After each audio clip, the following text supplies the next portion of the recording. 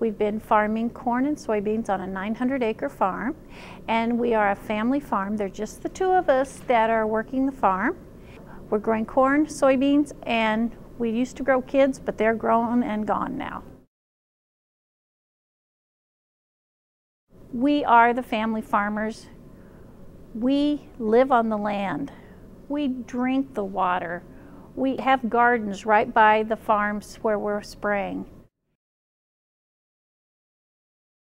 We are no-till farmers, and we use biotech crops, and with using those two in combination, we've found that we've increased the wildlife. We've saved on diesel fuel, so we're not putting out having CO2 emissions. We have buffer strips, so we're increasing the drainage. It will soak in instead of soil erosion. And we found that the residue is going back into the soil, improving the topsoil instead of the topsoil with a heavy rain running off into the creek and the stream.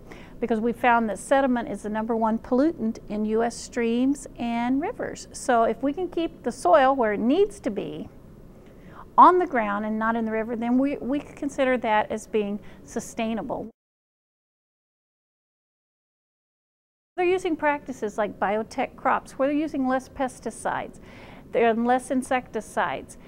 They're trying everything to make a product that will be good for the consumer and good for the environment.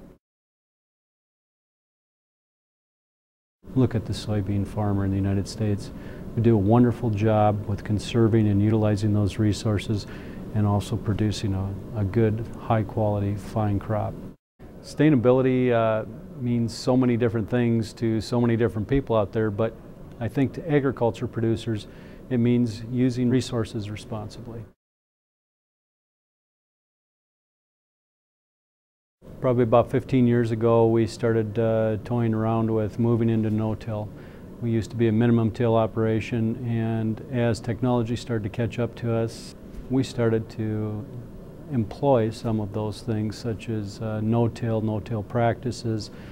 We started to look at where technology was going, how it would help us out, our ability to conserve moisture, to conserve the soil, and get away from using a lot of pesticides, and actually we started using less harmful pesticides in our operations. So that just really helped out. It helped us to look at how we're going to manage better the resources we have, but also produce more and higher quality. Worldwide, I think U.S. soybeans are the most sustainable, simply because of the resources that we use and the amount that we produce. We're always looking at sustainability. You know, a lot of the things we're looking at is better production techniques. You know, how can we increase our yield at the same time we increase the profit to the farmer and help protect the environment? 20 years ago, we would go out and plow the ground, work the ground.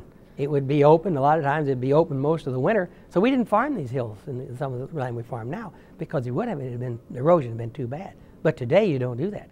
Our erosion has gone down every year I've been farming. We have sustainability practices in a lot of different ways. #1 is rotation. We rotate through several different crops. The second way is we also do quite a bit of no-tilling and reduced spraying.